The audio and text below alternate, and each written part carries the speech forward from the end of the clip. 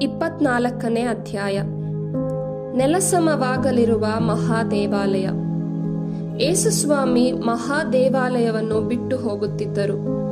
ಅದರ ಕಟ್ಟಡಗಳತ್ತ ಅವರ ಗಮನ ಸೆಳೆಯಲು ಶಿಷ್ಯರು ಅವರ ಬಳಿಗೆ ಬಂದರು. ಆಗ ಯೇಸು, ಇವುಗಳನ್ನೆಲ್ಲ ನೀವು ನೋಡುತ್ತಾ ಇದ್ದೀರಲ್ಲವೇ? ನಾನು ನಿಮಗೆ ಹೇಳುತ್ತೇನೆ, ಕೇಳಿ. ಇಲ್ಲಿ ಕಲ್ಲಿನ ಮೇಲೆ ಕಲ್ಲು ಉಳಿಯದು, ಎಲ್ಲವನ್ನೂ ಕೆಡವಿ ಹಾಕುವರು ಎಂದರು. ಕಾಲಾಂತ್ಯದ ಮುನ್ನ ಕಷ್ಟ ಸಂಕಟಗಳು. ಬಳಿಕ ಯೇಸುಸ್ವಾಮಿ ಓಲಿವ್ ಗುಡ್ಡದ ಮೇಲೆ ಕುಳಿತರು. ಶಿಷ್ಯರು ಅವರ ಬಳಿಗೆ ಬಂದು, ಇದೆಲ್ಲ ಸಂಭವಿಸುವುದು ಯಾವಾಗ? ನಿಮ್ಮ ಪುನರಾಗಮನದ ಹಾಗೂ ಕಾಲಾಂತ್ಯದ ಪೂರ್ವ ಸೂಚನೆ ಏನು? ನಮಗೆ ತಿಳಿಸಿ ಎಂದು ಪ್ರತ್ಯೇಕವಾಗಿ ಕೇಳಿಕೊಂಡರು. ಅದಕ್ಕೆ ಪ್ರತ್ಯುತ್ತರವಾಗಿ ಯೇಸು, ಯಾರೂ ನಿಮ್ಮನ್ನು ಮೋಸಗೊಳಿಸದಂತೆ ಜಾಗರೂಕರಾಗಿರಿ. ಅನೇಕರು ನಾನೇ ಕ್ರಿಸ್ತ ಎನ್ನುತ್ತಾ ನನ್ನ ಹೆಸರನ್ನೇ ಹೇಳಿಕೊಂಡು ಬರುವರು. ಮಾತ್ರವಲ್ಲ, ಎಷ್ಟೋ ಜನರನ್ನು ತಪ್ಪು ದಾರಿಗೆಳೆಯುವರು. ಇದೂ ಅಲ್ಲದೆ ನೀವು ರಣಕಹಳೆಗಳನ್ನು, ಸಮರಗಳ ಸುದ್ದಿಯನ್ನೂ ಕೇಳುವಿರಿ. ಆಗ ಕಳವಳ ಪಡದಂತೆ ಎಚ್ಚರಿಕೆಯಿಂದಿರಿ. ಇವೆಲ್ಲವೂ ಸಂಭವಿಸಲೇಬೇಕು, ಆದರೆ ಇದಿನ್ನೂ ಕಾಲಾಂತ್ಯವಲ್ಲ. ಜನಾಂಗಕ್ಕೆ ವಿರುದ್ಧ ಜನಾಂಗವೂ, ರಾಷ್ಟ್ರಕ್ಕೆ ವಿರುದ್ಧ ರಾಷ್ಟ್ರವೂ ಯುದ್ಧಕ್ಕಿಳಿಯುವವು. ಅಲ್ಲಲ್ಲಿ ಕ್ಷಾಮಢಾಮರಗಳೂ ಭೂಕಂಪಗಳೂ ಸಂಭವಿಸುವವು. ಇವೆಲ್ಲವೂ ಪ್ರಸವ ವೇದನೆಯ ಪ್ರಾರಂಭ ಮಾತ್ರ. ಬಳಿಕ ಜನರು ನಿಮ್ಮನ್ನು ಕಷ್ಟ ಸಂಕಟಗಳಿಗೆ ಗುರಿ ಮಾಡಿ ಕೊಲ್ಲುವರು. ನೀವು ನನ್ನವರು ಆದುದರಿಂದಲೇ ಜನಾಂಗಗಳೆಲ್ಲ ನಿಮ್ಮನ್ನು ದ್ವೇಷಿಸುವವು. ಆ ದಿನಗಳಲ್ಲಿ ಬಹುಮಂದಿ ವಿಶ್ವಾಸಭ್ರಷ್ಟರಾಗುವರು, ಒಬ್ಬರಿಗೊಬ್ಬರು ದ್ರೋಹ ಬಗೆಯುವರು, ಒಬ್ಬರನ್ನೊಬ್ಬರು ದ್ವೇಷಿಸುವರು. ಅನೇಕ ಸುಳ್ಳು ಪ್ರವಾದಿಗಳು ತಲೆ ಎತ್ತಿಕೊಂಡು ಎಷ್ಟೋ ಮಂದಿಯನ್ನು ವಂಚಿಸುವರು. ಭ್ರಷ್ಟಾಚಾರವು ಬೆಳೆದು ಬಹುಜನರ ಪ್ರೀತಿ ಉಡುಗಿ ಹೋಗುವುದು. ಆದರೆ ಕೊನೆಯವರೆಗೂ ಸ್ಥಿರವಾಗಿರುವವರು ಜೀವೋದ್ಧಾರವನ್ನು ಹೊಂದುವರು. ಶ್ರೀ ಸಾಮ್ರಾಜ್ಯದ ಶುಭ ಸಂದೇಶವನ್ನು ಸರ್ವ ಜನಾಂಗಗಳಿಗೂ ಸಾಕ್ಷಿಯಾಗಿ ಜಗತ್ತಿನಲ್ಲೆಲ್ಲ ಪ್ರಬೋಧಿಸಲಾಗುವುದು. ಅಂತ್ಯವು ಬರುವುದು ಅನಂತರವೇ. ಭಯಾನಕ ಭವಿಷ್ಯ. ಪ್ರವಾದಿ ದಾನಿಯೇಲನು ಸೂಚಿಸಿರುವ ವಿನಾಶಕರ ವಿಕಟ ಮೂರ್ತಿ ಪವಿತ್ರ ಸ್ಥಾನದಲ್ಲಿ ನಿಂತಿರುವುದನ್ನು ನೀವು ಕಾಣುವಿರಿ. ಇದನ್ನು ಓದುವವನು ಅರ್ಥ ಮಾಡಿಕೊಳ್ಳಲಿ. ಆಗ ಜುದೇಯದಲ್ಲಿರುವ ಜನರು ಬೆಟ್ಟಗುಡ್ಡಗಳಿಗೆ ಓಡಿ ಹೋಗಲಿ. ಮಾಳಿಗೆಯ ಮೇಲಿರುವವನು ಇಳಿದು ಮನೆಯಿಂದ ಏನನ್ನೂ ತೆಗೆದುಕೊಳ್ಳದೆ ಓಡಿ ಹೋಗಲಿ. ಹೊಲಗದ್ದೆಯಲ್ಲಿರುವವನು ತನ್ನ ಹೊದಿಕೆಯನ್ನು ತೆಗೆದುಕೊಳ್ಳಲು ಹಿಂದಿರುಗದಿರಲಿ. ಅಯ್ಯೋ, ಆ ದಿನಗಳಲ್ಲಿ ಗರ್ಭಿಣಿಯರ ಹಾಗೂ ಹಾಲುಡಿಸುವ ತಾಯಂದಿರ ಗೋಳೇನು! ಈ ನಿಮ್ಮ ಪಲಾಯನ ಚಳಿಗಾಲದಲ್ಲಾಗಲಿ ಸಬ್ಬತ್ ದಿನದಲ್ಲಾಗಲಿ ಸಂಭವಿಸದಂತೆ ಪ್ರಾರ್ಥನೆ ಮಾಡಿರಿ.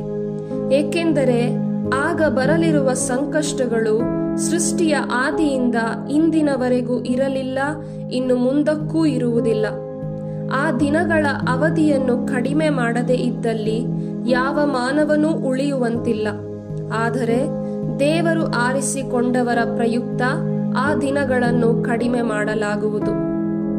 ಹುಸಿ ಉದ್ಧಾರಕರು. ಆಗ ಯಾರಾದರೂ ನಿಮಗೆ, ಇಗೋ ಕ್ರಿಸ್ತ ಇಲ್ಲಿದ್ದಾನೆ, ಅಗೋ ಅಲ್ಲಿದ್ದಾನೆ ಎಂದು ಹೇಳಿದರೆ ನಂಬಬೇಡಿ. ಏಕೆಂದರೆ ಕಪಟ ಉದ್ಧಾರಕರು, ವಂಚಕ ಪ್ರವಾದಿಗಳು ತಲೆ ಎತ್ತಿಕೊಳ್ಳುವರು. ಸಾಧ್ಯವಾದರೆ ದೇವರು ಆರಿಸಿಕೊಂಡವರನ್ನು ಮೋಸಗೊಳಿಸುವಂತಹ ಮಹತ್ಕಾರ್ಯಗಳನ್ನು, ಪವಾಡಗಳನ್ನು ಮಾಡಿ ತೋರಿಸುವರು. ಎಚ್ಚರಿಕೆ. ನಾನು ನಿಮಗೆ ಮುಂಚಿತವಾಗಿಯೇ ಇದನ್ನು ತಿಳಿಸುತ್ತಾ ಇದ್ದೇನೆ. ಆದ್ದರಿಂದ ಯಾರಾದರೂ ಅಗೋ ಕ್ರಿಸ್ತ ಅಡವಿಯಲ್ಲಿದ್ದಾನೆ ಎಂದರೆ ಅಲ್ಲಿಗೆ ಹೋಗಬೇಡಿ. ಇಗೋ ಇಲ್ಲೇ ಒಳಗೆ ಅವಿತುಕೊಂಡಿದ್ದಾನೆ ಎಂದರೂ ಅದನ್ನು ನಂಬಬೇಡಿ. ಏಕೆಂದರೆ ಪೂರ್ವದಿಂದ ಮಿನುಗಿ ಪಶ್ಚಿಮದವರೆಗೂ ಹೊಳೆಯುವ ಮಿಂಚಿನಂತೆ ಇರುವುದು ನರಪುತ್ರನ ಆಗಮನ. ಹೆಣವಿದ್ದೆಡೆ ರಣಹದ್ದುಗಳು ಬಂದು ಸೇರುತ್ತವೆ. ನರಪುತ್ರನ ಪುನರಾಗಮನದ ಕುರುಹು. ಆ ದಿನಗಳ ಸಂಕಷ್ಟಗಳು ಮುಗಿದ ಕೂಡಲೇ ಸೂರ್ಯನು ಅಂಧಕಾರಮಯನಾಗುವನು, ಚಂದ್ರನು ಕಾಂತಿಹೀನನಾಗುವನು. ಅಂತರಿಕ್ಷದಿಂದ ನಕ್ಷತ್ರಗಳು ಕಳಚಿ ಬೀಳುವವು, ಗ್ರಹ ಶಕ್ತಿಗಳು ಕಂಪಿಸುವವು. ಆಗ ನರಪುತ್ರನ ಚಿಹ್ನೆ ಆಕಾಶದಲ್ಲಿ ಕಾಣಿಸಿಕೊಳ್ಳುವುದು. ಪೃಥ್ವಿಯ ಪ್ರಜೆಗಳೆಲ್ಲ ಅತ್ತು ಪ್ರಲಾಪಿಸುವರು. ನರಪುತ್ರನು ಶಕ್ತಿ ಸಾಮರ್ಥ್ಯದಿಂದಲೂ ಮಹಾಮಹಿಮೆಯಿಂದಲೂ ಮೇಘಾರೂಢನಾಗಿ ಆಗಮಿಸುವುದನ್ನು ಅವರು ಕಾಣುವರು. ತುತ್ತೂರಿಯ ಘೋಷಣೆಯೊಂದಿಗೆ ಆತನು ತನ್ನ ದೂತರನ್ನು 4 ದಿಕ್ಕುಗಳಿಗೂ ಕಳುಹಿಸುವನು. ಅವರು ಹೋಗಿ ಆತನಿಂದ ಆಯ್ಕೆಯಾದ ಜನರನ್ನು ವಿಶ್ವದ 8 ದಿಕ್ಕುಗಳಿಂದ ಒಟ್ಟುಗೂಡಿಸುವರು. ಅಂಜೂರದ ಮರದಿಂದ ಮುಂಜಾಗರೂಕತೆಯ ಪಾಠ. ಅಂಜೂರದ ಮರದಿಂದ ಒಂದು ಪಾಠ ಕಲಿತುಕೊಳ್ಳಿ. ಅದರ ಎಳೆ ರೆಂಬೆಗಳಲ್ಲಿ ಎಲೆಗಳು ಚಿಗುರುವಾಗ ವಸಂತಕಾಲ ಸಮೀಪಿಸಿತು ಎಂದು ತಿಳಿದುಕೊಳ್ಳುತ್ತೀರಿ. ಅಂತೆಯೇ ಇದೆಲ್ಲವನ್ನು ನೋಡುವಾಗ ನರಪುತ್ರನು ಸಮೀಪಿಸಿ ಬಿಟ್ಟಿದ್ದಾನೆ, ಹೊಸ್ತಿಲಲ್ಲೇ ಇದ್ದಾನೆಂದು ತಿಳಿದುಕೊಳ್ಳಿ. ಇದೆಲ್ಲವೂ ಸಂಭವಿಸುವವರೆಗೆ ಈ ಪೀಳಿಗೆ ಗತಿಸಿ ಹೋಗದೆಂದು ನಿಮಗೆ ಒತ್ತಿ ಹೇಳುತ್ತೇನೆ. ಭೂಮ್ಯಾಕಾಶಗಳು ಗತಿಸಿ ಹೋಗುವವು, ಆದರೆ ನನ್ನ ಮಾತುಗಳು ಶಾಶ್ವತವಾಗಿ ನಿಲ್ಲುವವು. ಸದಾ ಸನ್ನದ್ಧರಾಗಿರಿ. ಆ ದಿನವಾಗಲಿ ಆ ಗಳಿಗೆಯಾಗಲಿ ಯಾವಾಗ ಬರುವುದೆಂದು ದೇವರೇ ಹೊರತು ಮತ್ತಾರೂ ಅರಿಯರು. ಸ್ವರ್ಗದ ದೂತರೇ ಆಗಲಿ ಪುತ್ರನೇ ಆಗಲಿ ಅದನ್ನು ಅರಿಯರು. ನೋವನ ಕಾಲದಲ್ಲಿ ಆದಂತೆಯೇ ನರಪುತ್ರನು ಬರುವಾಗಲೂ ಆಗುವುದು. ಜಲಪ್ರಳಯಕ್ಕೆ ಹಿಂದಿನ ದಿನಗಳಲ್ಲಿ ನೋವನು ನಾವೆಯನ್ನು ಹತ್ತುವ ದಿನದವರೆಗೆ ಜನರು ತಿನ್ನುತ್ತಲೇ ಇದ್ದರು, ಕುಡಿಯುತ್ತಲೇ ಇದ್ದರು, ಮದುವೆ ಮಾಡಿಕೊಳ್ಳುವುದರಲ್ಲೂ ಮಾಡಿಕೊಡುವುದರಲ್ಲೂ ನಿರತರಾಗಿದ್ದರು. ಜಲಪ್ರಳಯ ಬಂದು ಅವರನ್ನು ಕೊಚ್ಚಿಕೊಂಡು ಹೋಗುವ ತನಕ ಅದರ ಅರಿವೇ ಅವರಿಗಿರಲಿಲ್ಲ. ನರಪುತ್ರನು ಆಗಮಿಸುವಾಗಲೂ ಹಾಗೆಯೇ ನಡೆಯುವುದು. ಆಗ ಹೊಲದಲ್ಲಿದ್ದ ಇಬ್ಬರಲ್ಲಿ ಒಬ್ಬನನ್ನು ತೆಗೆದುಕೊಂಡು ಹೋಗಲಾಗುವುದು, ಇನ್ನೊಬ್ಬನನ್ನು ಬಿಡಲಾಗುವುದು. ಒಂದೇ ಕಲ್ಲಿನಲ್ಲಿ ಬೀಸುತ್ತಾ ಇರುವ 2 ಮಹಿಳೆಯರಲ್ಲಿ ಒಬ್ಬಳನ್ನು ತೆಗೆದುಕೊಂಡು ಹೋಗಲಾಗುವುದು, ಇನ್ನೊಬ್ಬಳನ್ನು ಬಿಡಲಾಗುವುದು. ನಿಮ್ಮ ಪ್ರಭು ಯಾವ ದಿನ ಬರುತ್ತಾನೆಂದು ನಿಮಗೆ ತಿಳಿಯದು. ಆದ್ದರಿಂದ ಎಚ್ಚರವಾಗಿರಿ.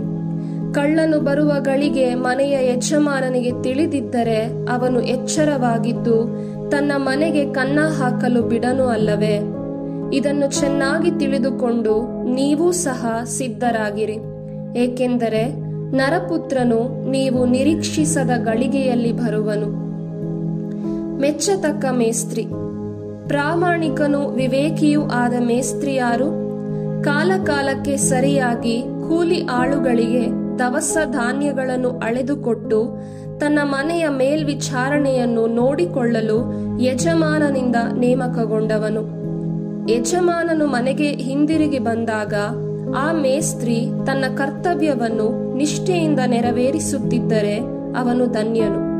ಅಂಥವನನ್ನು ಯಜಮಾನನು ತನ್ನ ಎಲ್ಲಾ ಆಸ್ತಿಪಾಸ್ತಿಗೆ ಆಡಳಿತಗಾರನನ್ನಾಗಿ ನೇಮಿಸುತ್ತಾನೆಂಬುದು ನಿಶ್ಚಯ. ಆದರೆ ಆ ಮೇಸ್ತ್ರಿ ದುಷ್ಟನಾಗಿದ್ದು ನನ್ನ ಯಜಮಾನ ತಡಮಾಡುವನು ಎಂದು ನೆನೆಸಿಕೊಂಡು ತನ್ನ ಜೊತೆಯ ಸೇವಕರನ್ನು ಹೊಡೆಯತೊಡಗಿದರೆ, ಕುಡುಕರ ಸಂಗಡ ತಿಂದು ಕುಡಿಯಲಾರಂಭಿಸಿದರೆ, ಅವನು ನಿರೀಕ್ಷಿಸದ ದಿನದಲ್ಲಿ ತಿಳಿಯದ ಗಳಿಗೆಯಲ್ಲಿ ಯಜಮಾನನು ಬರುವನು. ಅವನನ್ನು ಚಿತ್ರಹಿಂಸೆಗೂ ಕಪಟಿಗಳ ದುರ್ಗತಿಗೂ ಗುರಿ ಮಾಡುವನು. ಅಲ್ಲಿರುವವರೊಡನೆ ಕಟಕಟನೆ ಹಲ್ಲು ಕಡಿದುಕೊಂಡು ಗೋಳಾಡಬೇಕಾಗುವುದು.